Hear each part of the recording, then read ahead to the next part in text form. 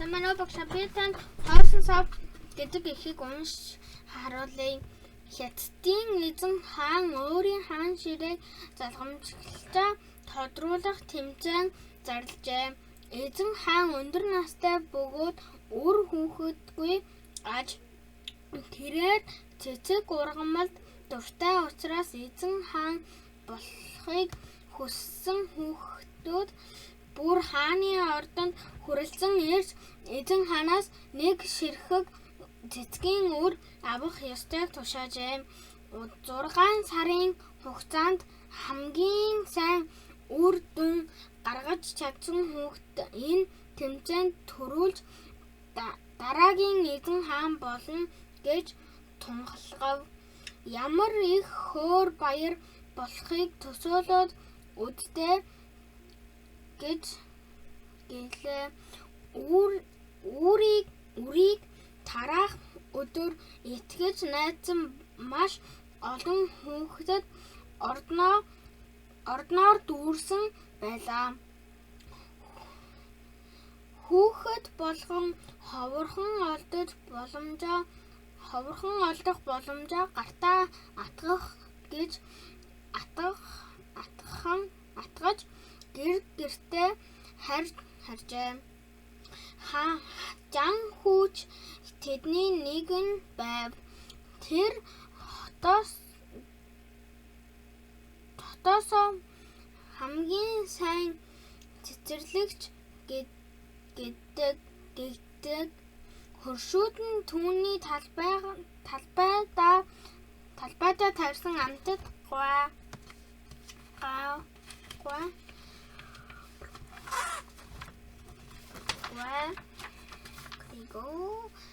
байцаа вандуй зэргийг идэх дуртай жанхүү эзэн хааны өгсөн үрийг унгаахгүй хичээн гартаа найдвартай барьж бяцалж гэмтээхгүй тулд болгоомжтой зөөлхөн атгасаар гэртээ авчирлаа.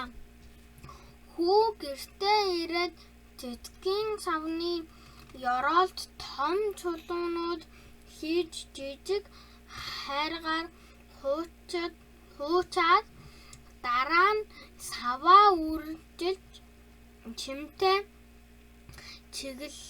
чиглэг хөрсөөр дүүргэв. Тэрээр цэцгийн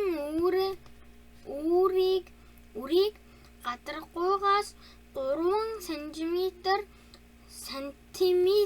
сантиметр орчим доош суулгаад бага зэргийн хөрсөөр хучлаа. Дараагийн хэдэн өдөр Жан өөрийн таних бүх хүүхдүүдтэйгээ цуг цэцгийн саваа өдөр болгон усалж анхны навч хөрснөөс хизээ цухихыг харсаар байв. Цэцгийн үрээс соёлсныг зарласан Жанны тосгоны анхны хүүхэд нь Цэм байлаа. Хүмүүс түүнд баяр хүргэн уухайлан угтав. Тэд өөрийгөө гарцаагүй эзэн хаан болно хэмээн өнгөрч жаахан хүүхдүүдийг захиран хаан болох ур чадвараа туршиж байлаа. Бяцхан ургамаллан цэцгийн саванд цухисан дараагийн хүүхэд Минг түүний дараа Вон байв.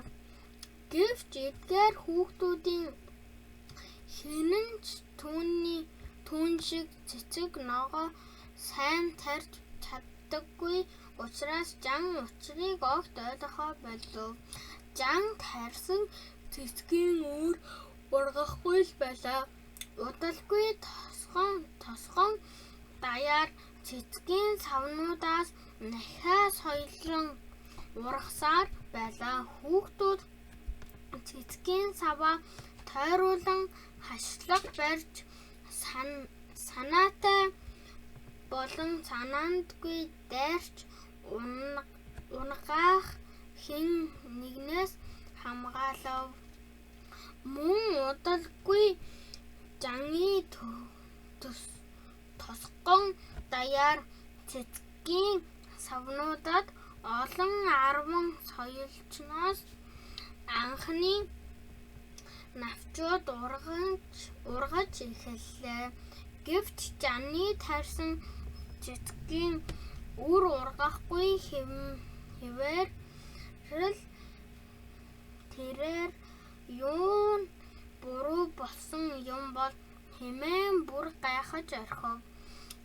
Тэгээд Жан хамгийн сайн өрчилж шимтээ хар шороог талбайгаас авч цэцгийн үрийг шин савнд маш болгоомжтойгоор ахин суулгав.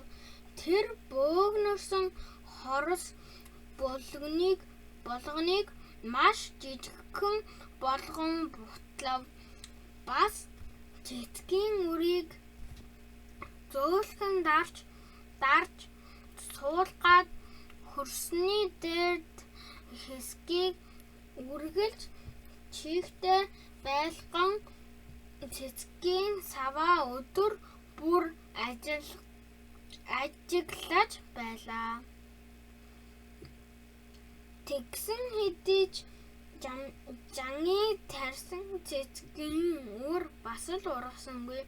Жанны тосгоны бусад хүүхдүүдийн арчлан торцсон ургамлаас удалгүй бахин бүдүүн шилбэрнүүд урган гарч эхэллээ. Жан ялгцсан мэт санагдаж ихэд ууйтгарлав. Бусад хүүхдүүд түүнийг шоолон инээлдэв. 6 сар өнгөрлөө. Хүүхдүүд тарьсан ургамлаа шалгуулахаар хааны ордонд авчрах өдөр болов. Хүүхдүүд цэцгийн саваа ялалцтал цэвэрхэн цэцгийн навцыг зөөлөн арчиж бас хамгийн гоё хувцас өмсөцгөөжээ. Зарим эцэг эхчүүд хүүхдүүдээ савтай цэцгээ унгаахаас болгоомжлон савыг нь барьж туслав.